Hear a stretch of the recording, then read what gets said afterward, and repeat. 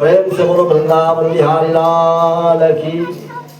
महाराज श्री सुखदेव जी ने राजा परीक्षित से बताया कि राजन, अपनी माया तो भगवान ही जानते हैं, उनकी माया को समझने वाला कोई है नहीं। त्रिलोकीनाथ है। सष्टासुर समाप्त हुआ, ये एक दैत्य आ गया जिसका नाम था तृणावर्त। तृणावर्त आंधी बौंडर तूफान बन करके आया। भगवान भी माया में माया को जोड़ रहे हैं।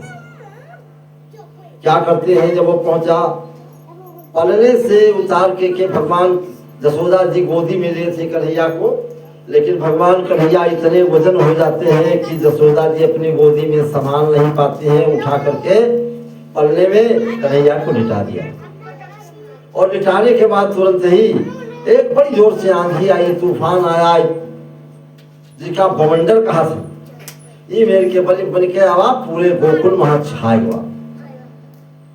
और भक्तों, ये तृणावर्त की माया थी, माया का अंधकार था और माया की आंधी थी। बस उसी समय जब सबके सबके आंखों में धूल पड़ गई, सबको धोखा दे करके तृणावर्त कन्हैया को उठाकर लेकर भाग खड़ा हुआ। आकाश मार्ग में पहुंचा तो मन में सोचता है कि कन्हैया को, बच्चे को नीचे पटक करके मार डालूं, लेकिन होता उल्टा है। जब तक कि कन्हैया को नीचे जमीन पर पटकना चाहता है तो कन्हैया से पहले तृणावर्त नीचे गिरते हैं और गिर करके ऊपर से त्रिलोकीनाथ का भार था। त्रिलोकीनाथ के भार को सहन करने की किसकी क्षमता है? तृणावर्त मर गया। और जब तृणावर्त मर गया तो अंधकार हटने लगा, हवा भी धीमी हो गई। अब धीरे धीरे कुछ लोग देखते हैं कि लाश के ऊपर ब्रजचंद्र कन्हैया खेल रहे हैं। उठाया, ले जाकर के झाड़ फूंक करवाया, विभूति लगाया, संतों के पास ले गए, प्रणाम करवाया। भगवान ने बड़ी कृपा की है, बचाई है। अब कन्हैया धीरे धीरे तनिक बड़े होने लगे, घुटनों के बल चलने लगे। कभू कहूँ तो घुटनों के बल चले के पहले लड़का में यहाँ एक गुण हो जाते कि बैठ रहा थे तो हाथ लगाए कहाँ घोड़े के बल घिसरी कहाँ आगे पहुंचते, तो घिसरी कहाँ जब भगवान आगे खस के मन कह लाग तो बड़े प्रेम के साथ वहाँ के लोग कन्हैया के एक नाम और दे दे, घिसरुआ भैया जाते हैं। और घुटनों के बल से चलने लगे तो पास पड़ोस के लड़के थे, एक का नाम मनसुखा है। मनसुखा ये यादव नहीं है, ग्वाल नहीं, ये ब्राह्मण है। गरीबी के दिन थे, पिताजी का इनके देहांत हो गया। माताजी थे, माताजी नंद बाबा के यहाँ रहती, वहीं पर मनसुखा भी रहता था। ये जो कबीर पहनता था, चोटी रखाता था, हिंदुत्व की पहचान है। अब आजकल समाज जमाने की बात तो कहा वाली छोड़ दे। अब आजकल लोग चोटी रखावे में यहाँ शर्म करते हैं। जो है हमारे भाइयों की तो चोटी खत्म हो गई और या बची तो चोटी छोटी हो गई, लेकिन हमारी माताएं बहनें भी लंबी चोटी को न रखा करके बाल कटवा देती हैं, वो भी चोटी खत्म। ये फैशन है, वाह ये फैशन। एक दूसरे लड़के त्रिदामा, मनसुखा, छदामी, ऐसे कई बच्चे भगवान के पास आते हैं, बैठ कर खेलते हैं और माखन लीला का काम को शुरू करना चाहते हैं। वो उनकी उंगली पकड़ते हैं तो वो उनकी उंगली पकड़ते हैं। यही कार्यक्रम चल रहा है।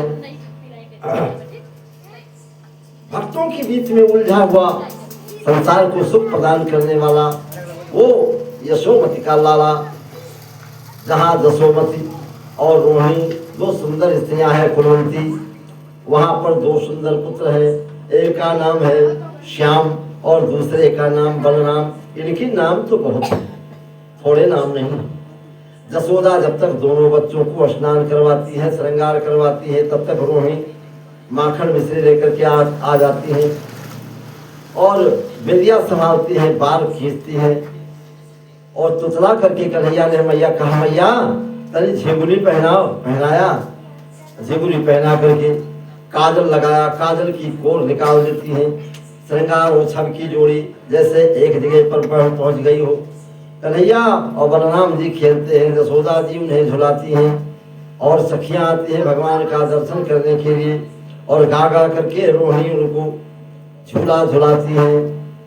कहती क्या है कि मेरे सामले को तू आजारी निंदिया, सलोने से नैनों में समा जारी निंदिया, किलोलों से आंखें उनींदी हुई हैं नींद और झरोखों से उनमें समा जारी निंदिया, नजर ढूंढ टोना न लागे किसी का, नजर में नजर को छुपा जारी निंदिया।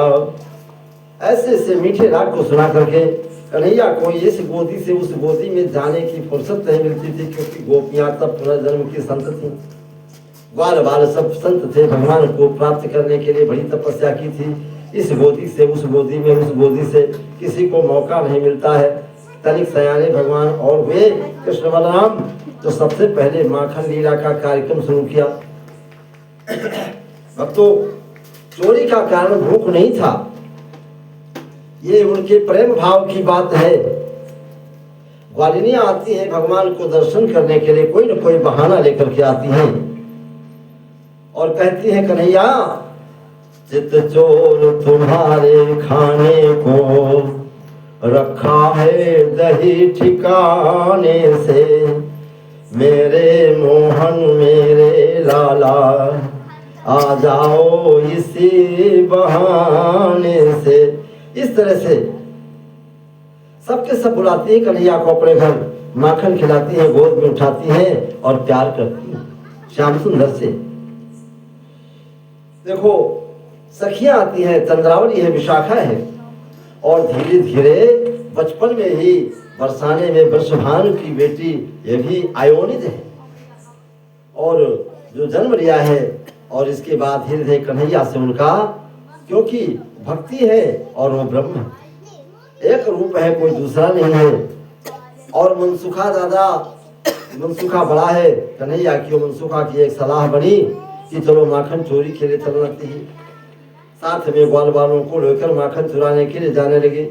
किसी के घर देखा तो छेके पर से मटकी उतार ली, माखन खा लिया, मटकी बाहर फेंक दिया, और कहीं किसी को रास्ते में बुला करके प्रेम के साथ मैया माखन खिला दे, इस तरह के माखन भी खा लेते हैं। एक दिन एक ग्वालिन के यहाँ कन्हैया पकड़े गए। उपाय तो बहुत कुछ किया, लेकिन उपाय चला नहीं, जबरदस्त के हाथों से बच नहीं पाते हैं। भैया जसोदा के यहाँ अगर कोई आता है उलहना देने के लिए, तो जसोदा जी कहते हैं कि हमारा लड़का चोरी करते तो पकड़ लेके आओ, तब मानिए हम। आज ग्वालिन ने पकड़ लिया, पकड़ के कन्हैया को लेके चलने लगी, लेकिन वो नई डबेली ग्वालिन थी, घूंघट का रहा है।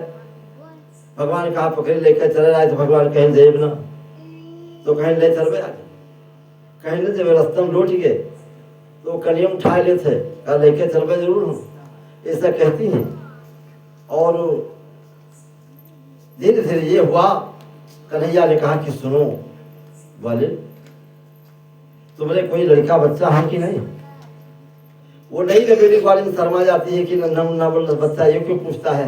कहा क्या बात है मोहन बताओ ना। कहा बात यह है कि अगर तुम्हारे बच्चे होते तो बच्चों का हाथ कैसे पकड़ा जाता है, तुमने इस तरह से मेरे हाथ को पकड़ा है जिससे टूट जाएगा, यूं हाथ छोड़ दो, यूं पकड़ दो। और उन्हें उनके लड़का कहाँ इशारा से बुलाए कहाँ, और उनका हाथ पकड़वा दे, कन्हैया गायब गई। ऐसे भक्त भगवान चले गए, पकड़ के अपने ही बेटे को पकड़ के जसोदा के पास लेकर जाती है। जसोदा को बोला मैया देख तेरा लाल कितना चालाक हो गया है, ब्रज में कितनी धूम मचाई है, घर घर में बछड़ों को छोड़ देना, माखन लूट कर खा लेना, गऊ से बछड़े को मिला देना, तमाम ऐसे काम करते हैं। जसोदा जी पहुंची, वहां से जसोदा ने कहा कि क्या बात है, तो कहा जब देखा उस बाला के ही लाला का बाला को हाथ थमाया है, और घूंघट पट से इस नाटक को ग्वालिन ने समझ न पाया है। देखा जसोदा ने हंस करके कहा अरे ग्वालिन क्या पागल हो गई है, जरा घूंघट हटा करके देख तो किसका लाल है और उड़हना किसे दे रही है। अपने हाथ में जो अपने लड़कवा के हाथ देखें तब तो बहुत जो है शर्मिंदा हो जाते हैं। और जसोदा के मैया हमसे गलती हो गई और लड़कवा के 2-3 चट्ठा मुक्का मारिन कि अत्ते देर से तुका रास्ता भर पीटल रहा है बताइबो नहीं कि इसकी कहाँ की का ले जाते हम जानता है कन्हैया कहाँ ले जाए और ये मेरे के धोखा हो जाता है। उसने कहा भैया मैं कसम खाती हूँ जब पकड़ा था तो तेरे लाल को पकड़ा था लेकिन अब तो मेरा बेटा ठहरा कोई बात नहीं। ऐसा कह के हंसने लगी कन्हैया को और जसोदा भी हंसने लगी बड़े ही आनंद के साथ। इस तरह से नित्य नए नए खेल गोकुल में ब्रजवर्षानी में हो रही है।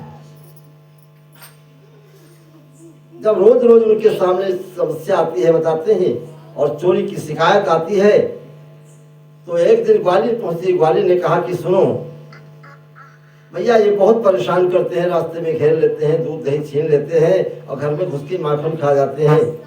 तो भगवान कहें कि सुनो मैं महतारी हमारे इलाज नहीं ये झूठ कहा। तो कहें तो कहा है तो कहीं ग्वालिनी हमका बुलावत है कहा से आओ घर का तुमका माखन खोएबे तक जब घर का जाए थे तो घर के अंदर पाए जाते हैं हमका पल्ला बंद करके पल्ला किमाड़ बंद करके और इसके बाद कहा थे कि तुम नाच दिखाओ। तो तरी तरी दूध दही का थी नचावत है और कभू कभू हमका साथ लेके जमुना कहा पानी भरावे ले जाते हैं और इनके घर के जो बर्तन धरे होते कहा थे माखन खोएबे तो झूठे मीठे बर्तन हमसे मंजाओ थे बर्तन मांझी थे। तभी मेरे के भगवान कहा तो जसोदा जी हंसत थे ग्वालियर भी हंसती है झूठे मीठे इनके बर्तन मांझने मुझे ही पड़ते हैं और इन कार्य अगर करता हूँ तो गालों पे थप्पड़ पड़ते हैं। ये मेरे से शिकायत भी करते मरते हैं काम के बाद माखन मांगू तो फिर मारने पीटने का नंबर आ गया है। हे भैया देखो और भगवान कहा तो बिल्कुल सहज है हाथ खोल कहा दिखा दी कि देखो बहाई बेलना मार देना तो महासुआन है जाओ बता दी। जसोदा जी हंसने लगी और ग्वालियर भी हंसने लगी और भगवान भी तुरंत ही उधर से दूसरी तरफ चले जाते हैं। तब तक कि रोहिणी जी पहुंची। रोहिणी ने कहा कि बहन देखो दूध में उफान आ गया है। अब जब लड़का कहा नीचे उतार कहा और जसोदा जी जब जाते हैं दूध देखे का थी अत्ते महा भगवान का काम की मनसुखा दूर खड़ा है। मनसुखा कहा थे कि चोरी करे दूसरे घर का दे हो तो पकड़ लीजिए हो पहले अपने घर से चोरी करके पोढ़ बन जाओ तब चलो। तो कहीं तो कहा मतलब क्योंकि आज मनसुखा अपने जसोदा के यहाँ का ही माखन खाना चाहता है। अब भगवान जो है तुरंत ही छड़ी उठाया और अपने घर की मटकी बर्तन जितने रहा तो दूध दही के सब फोड़ फाड़ के अलग कर दिए और दूध दही जब इधर उधर बिखर जाता है मनसुखा दही भी खाता है और बातें भी अच्छी बनाता है।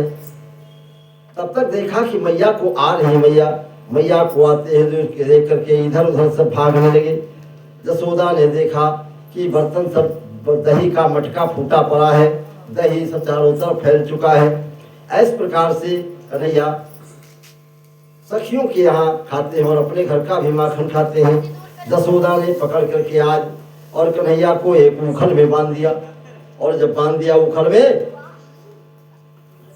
एक चपत भी जलाई और कन्हैया ने कहा कि भैया हमने माखन नहीं खा रहे तुम्हारे मुंह में माखन लगा है कैसे नहीं खाया तुमने और पकड़ लिया और उखल में जब बांध दिया उखल में बांध करके जब माता कुछ काम करने लगी उस समय कन्हैया ने धीरे से उखल को लुढ़काया और लुढ़काने के बाद धीरे धीरे लेकर के चले। तो उस जगह पर थोड़ी ही दूर पर जब नारद के वृक्ष लगे हुए थे जो पूर्व जन्म से श्रापित थे नारद जी के श्राप से वो जो है वृक्ष हो गए थे। इसके बाद उन्हें आशीर्वाद भी प्राप्त हुआ था कि कन्हैया जब उखल में बांधे जाएंगे तो तुम्हारा उद्धार होगा।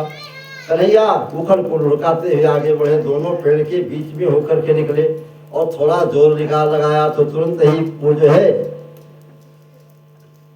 उखल के जोर लगने से दोनों वृक्ष गिर जाते हैं। और जिस रसरी से बांधा था कन्हैया को जब बांधने लगी थी तो चारी बार घुमाए कहा रसरी वहां जब गांठ लगाओ मौका हो तैसे 2 अंगुर कम हो जाए फिर घुमाए लेके आया फिर 2 अंगुर कम हो जाए। इस तरह से माता बहुत परेशान हो चुकी थी। उखल में बांधने के जब देखा अब बहुत कुछ हुई माँ तू हैरान तब बंधन में आप ही बंधे कृष्ण भगवान जग के बंधन काट दे जिनकी करुणा कोर ओ जसुदा के हाथ से बंधे प्रेम की डोर। भगवान को कोई बांध सकता नहीं भगवान को प्रेम के वसीले से बंध सकते हैं और कोई उपाय नहीं है। गोखल में बांध करके यमराज उनका उद्धार किया है।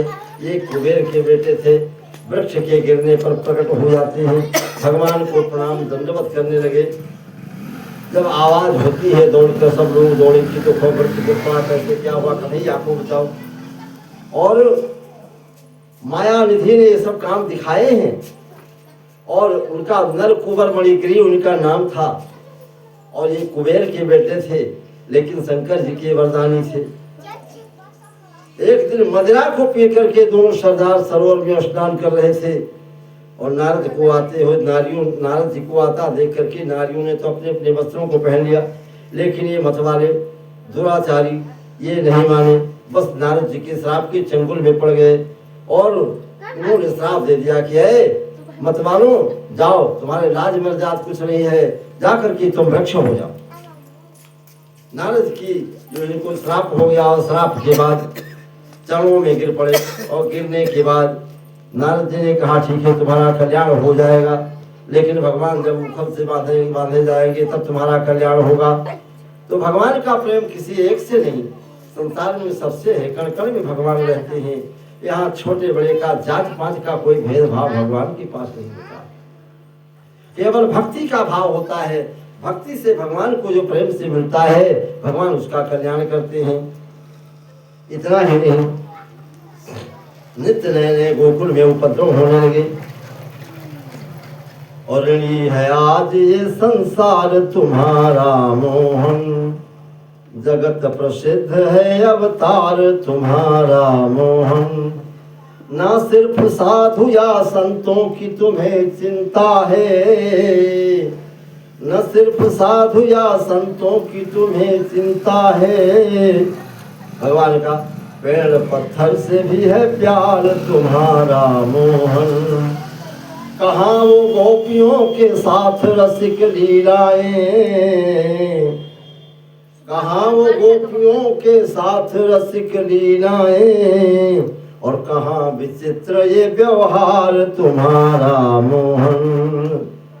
विश्व का एक भी वैभव न हमें दो, लेकिन भक्त कहते हैं भगवान के लिए कि संसार का कोई भी धन दौलत मुझे नहीं चाहिए, और रहे विनीत को आधार तुम्हारा मोहन, रहे विनीत को आधार तुम्हारा मोहन। भक्तों इस तरह से नित्य नए नए खेल होते हैं। वृंदावन में ब्रज में भगवान रहते हैं, सबको बुलवाते हैं, बिरादरी के लोगों को भोजन करवाते हैं, ब्राह्मणों को भोजन कराते हैं। कुछ दिन वहां रहे तो एक दिन नंद बाबा ने विचार किया अपने बिरादरी के लोगों को। नंद बाबा ने अपने पांचों भाइयों को बुलाया, नंद, उपनंद, सनंद, महानंद और नंद उपनंद, और इनके एक भाई थे जिनका नाम था घनानंद। इनको भी बुलाया, बुला कहा भैया अब हम इस गोकुल में रहना नहीं चाहते। कहा क्यों? कहा अपने गौओं के लिए व्यवस्था तो है, जमुना का किनारा तो है, लेकिन जहाँ मेरा मोहन प्रसन्न नहीं रहे। आज तक न जाने कितने उपद्रव यहाँ करने वाले आए हैं।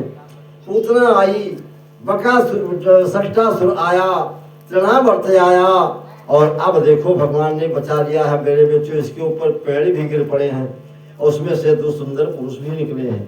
देख करके बहुत ही परेशान हो जाते हैं। कहा अब हम यहाँ रहना नहीं चाहते।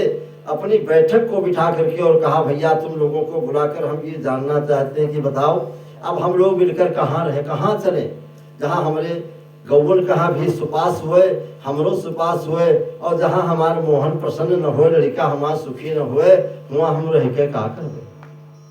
सब लोग कहें तो एक उपाय ही कहे और कोनो उपाय नहीं। उपाय यह है कि यहाँ से कुछ दूर पर जमुना के किनारे वृंदावन है। वृंदावन वास के लिए भगवान ग्वाल वालों के सहित यहाँ से चले जाते हैं। वृंदावन में रहने प्रेम से बोलो वृंदावन भगवान की जय, भक्त गुरु भगवान की जय, वृंदावन बिहारी लाल की जय, राधा रानी की जय, जमुना महारानी की जय।